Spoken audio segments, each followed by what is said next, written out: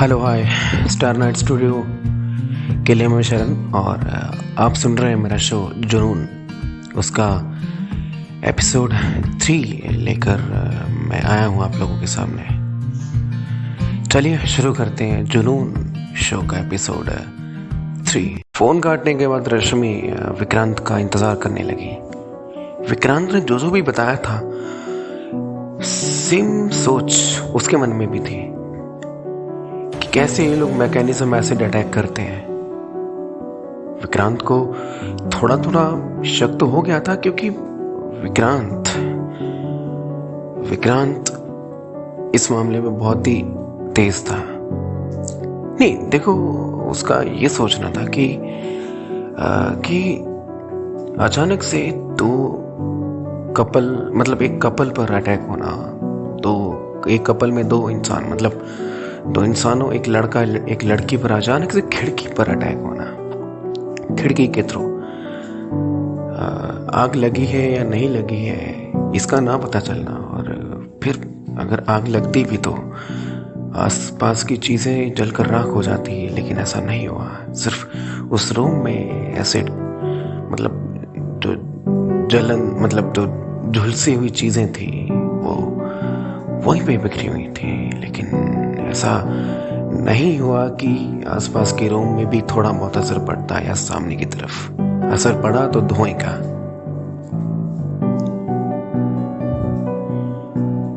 लेकिन विक्रांत ये सोचकर बड़ा अचरज में था कि एसिड अटैक हुआ लेकिन धुआं क्यों आया, क्या चक्कर है, कहां से आए धुआं।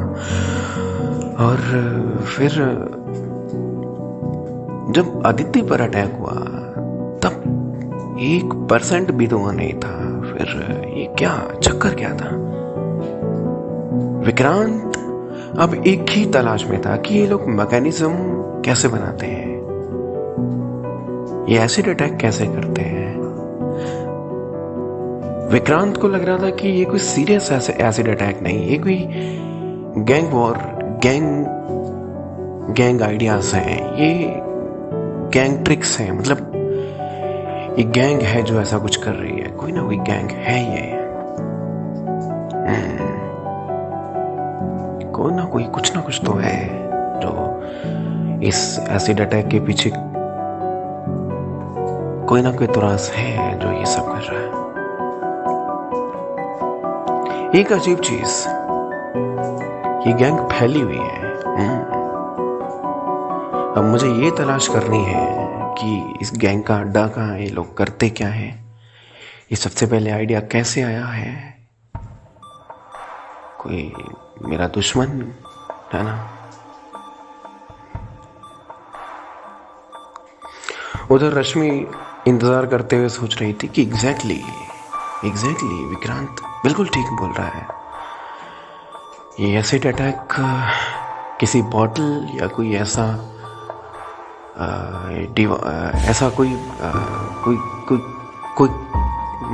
कोई ऐसा बॉटल या कोई ऐसी चीज नहीं थी जिसमें एसिड डाल के अटैक किया जा सके। ये खिड़की पर से अचानक से इतना सारा एसिड फेंकना कि आसपास की चीजें जल गई, और फिर अचानक से अदिति पर अटैक होना और आसपास किसी को न दिखना, ये कोई जादू या कोई इंतफाक तो नहीं है। ये जरूर कोई ना कोई प्रॉब्लम, कोई ना कोई साजिश रच रहा है लड़कियों के खिलाफ।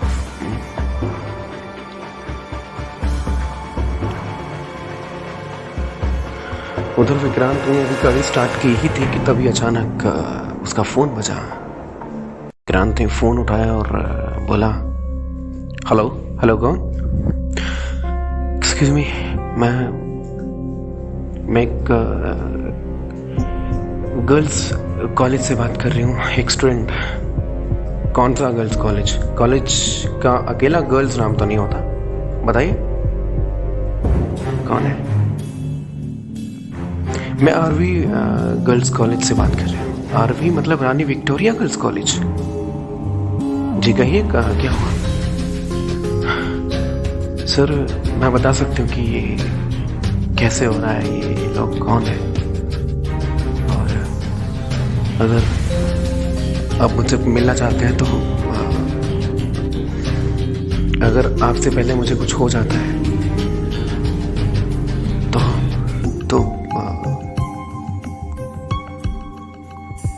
तो एक चिप है, एक मेमोरी कार्ड है जो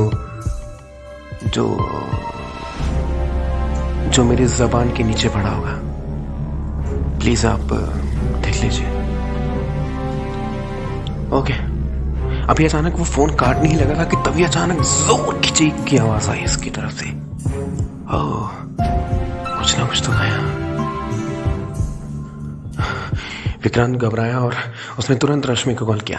हेलो मिस रश्मि, मुझे आरवी गर्ल्स कॉलेज से एक स्टूडेंट का कॉल आया है। मुझे नहीं पता फ्रॉड नंबर है कि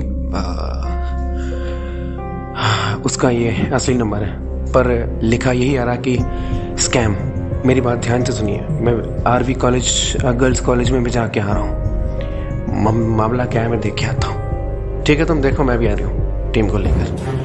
नहीं, टीम को लेकर नहीं, टीम को आप होटल में भेजिए पहले की क्राइम सीन चेक करने। आप अकेले आइए बस, दैट्स इट। ओके।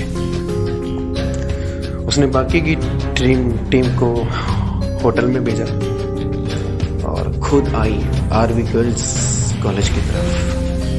उधर तेजी से गाड़ी दौड़ाता हुआ Vikrant Singhar RV girls college की तरफ पहुंचा।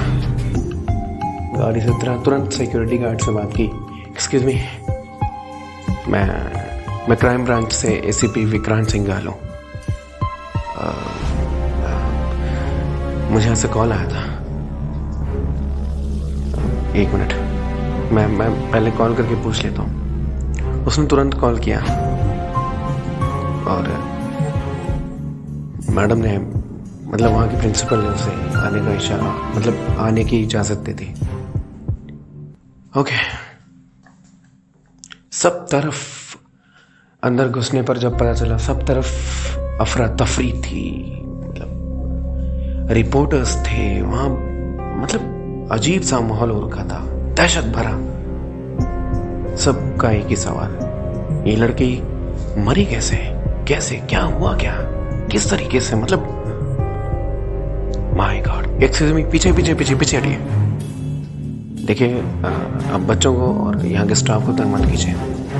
जब हम इन्वेस्टिगेशन कर लेंगे तब हम आपको सारे सवालों में जवाब दे देंगे। आप लोग कौन है सर? मैं क्राइम ब्रांच से ACP Vikrant Singhar.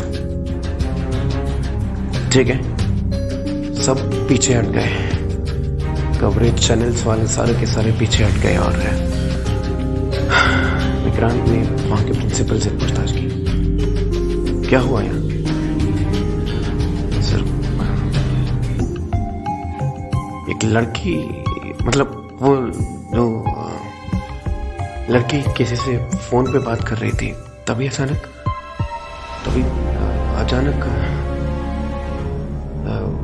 Floor mats को वहां पे चीखने की आवाज आई। रूम में चीखने की आवाज। फिर सिर्फ उसके रूम में जाके देखा तो वो जली तो नहीं थी, लेकिन उसकी जो बॉडी थी वो इतनी ज़्यादा गर्म थी कि हाथ लगाई भी नहीं लग रहा था। इतनी ज़्यादा गर्म, जैसे उबली हुई हो। तो जल गई होगी वो तो। नहीं, जली नहीं है। तो अब क्या किया? फिलहाल उसे किसी सेफ कवर में लपेट के कब्रिस्तान की तरफ पहुंचा दिया। ग्रेट, कब्रिस्तान की तरफ। ओके, मुझे उसके रूम की तलाशी लेनी है। ओके, ठीक है सर। उधर लड़कियां जो फ्लोर पे घूम रही थी, अपनी फ्लोर पे घूम रही थी, एक लड़के को देख, वो भी इतने हैंडसम प्रोफेशनल से लड़के को देख हैरान रह गई। बहुत सारी परमिशन लेकर एसीपी विक्रांत सिंह वहां पहुंचा था, क्योंकि रश्मि मैडम वहाँ नहीं पहुंची थी, इसलिए उसे खुद पहुंचना पड़ गया। एक्सक्यूज मी, आप यहाँ क्या कर रहे हैं और कौन है आप? वहाँ घूमते हुए लड़कों ने पूछा। मैं पुलिस से हूँ। जो अभी भी लड़की मरी है, जिसे मारा गया है, उसके केस की छानबीन करने आया हूँ मैं। उसका रूम चेक करना चाहता हूँ, कहना है। Can you help me? Sir वो है उसका नाम नेहा था। Great, okay, thank you. Vikrant को अंदर घुसते ही एक अजीब सा भय हुआ। अजीब सा भय मतलब जैसे अभी मर जाएगा, क्योंकि 2 मिनट के अंदर उसे इतनी ज्यादा गर्मी आई। जिंदगी में कभी गर्मी महसूस नहीं की होगी। इस रूम का टेम्परेचर नॉर्मल से थोड़ा ज्यादा है। मतलब कैसे, क्या किया इस रूम में? मुझे कुछ पता लगाना पड़ेगा। तभी अचानक छानबीन करते ही करते उसे एक पेपर वहां मिला। पेपर पे लिखा था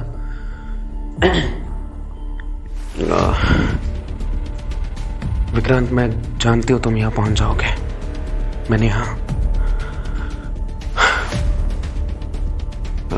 ये कोई ZX गैंग है जो ऐसे उल्टे सीधे मर्डर वेपन बनाती रहती है। आपने केस सुना होगा, विराट का केस। विराट एक मिलिट्री मैन था। वो अपनी बहन की शादी में आया था।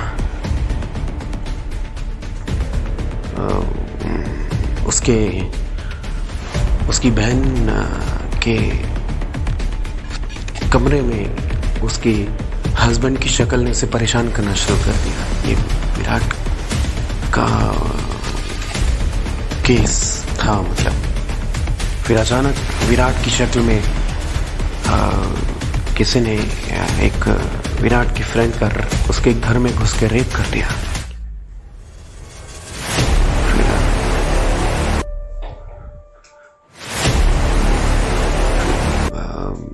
ये अजीब चीजें हुई थी उसकी। विराट पुलिस ने विराट को अरेस्ट कर लिया गलतफहमी में आकर। पिछला ये केस था इस गैंग का। ये गैंग आज तक हाथ नहीं आया है विक्रांत। और अब इसने एसिड अटैक वेपन्स बनाने शुरू कर दिए।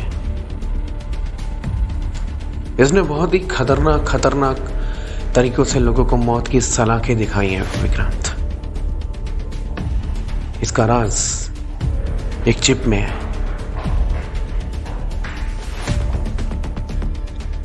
2-3 प्रोफेशनल लोग जो स्लीपर सेल्स थे इस गैंग में, वो पकड़े गए थे उस केस में, पर मेन अभी भी नहीं पकड़े गए। ZX के साथ एक और गैंग है द वाइट डेविल। इन दोनों ने मिलके ऐसे डेंजरस मर्डर वेपन बनाने शुरू कर दिए।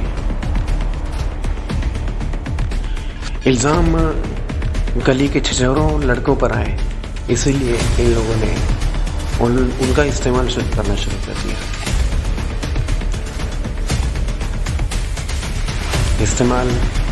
उनके तरीकों को इस्तेमाल करना शुरू कर दिया।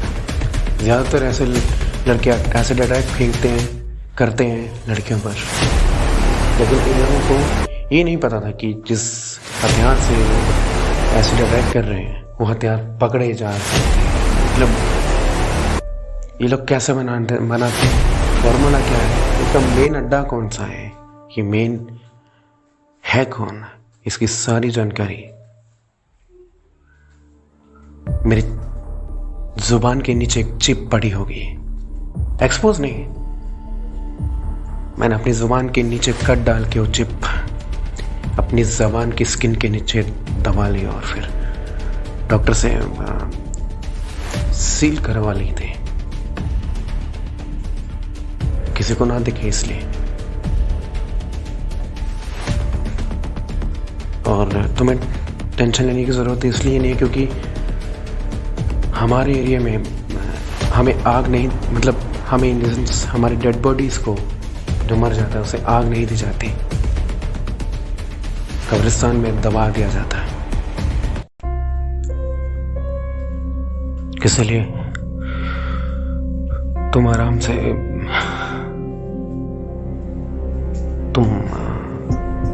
से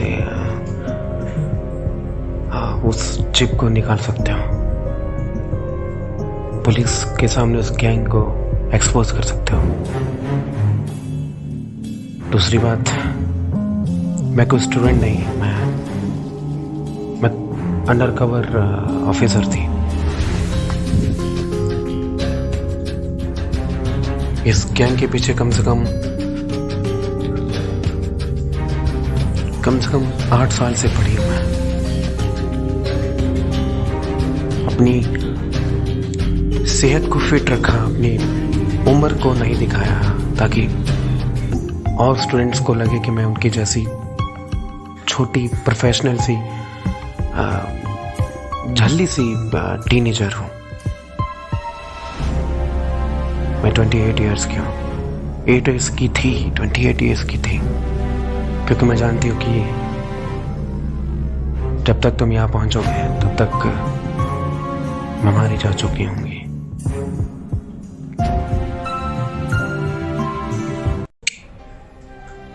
विक्रांत,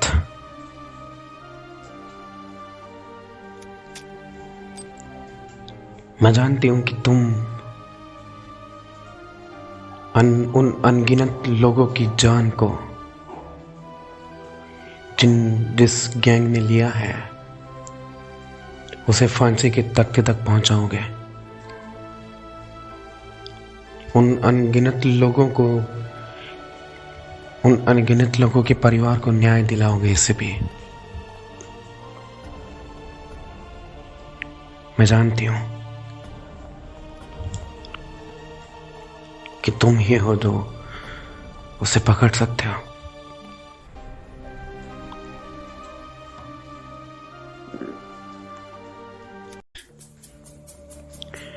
विक्रांत ने उस पेपर को वापस नहीं रखा। इस बार थोड़ा सा कानून का अपॉलजी और कानून के जो रूल्स होते हैं उसे तोड़ा। उस पेपर को अपनी कमीज की जेब में डाला और एक वादा किया। नेहा, मुझे नहीं पता तुम कौन हो, मैं तुम्हें जानता हूं, लेकिन मैं तुमसे वादा करता हूं कि तुम्हें और उन लोगों के परिवार को न्याय जरूर दिलवाऊंगा।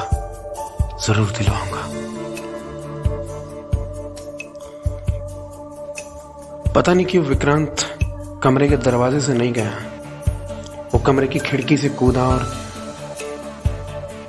जहां उसे कूदना चाहिए था वहां कूद गया। रूम की खिड़की सीधे हाईवे पर के जाके गिरती थी। मतलब अगर कोई खिड़की से कूदता तो सीधे हाईवे पर जाके कूदता।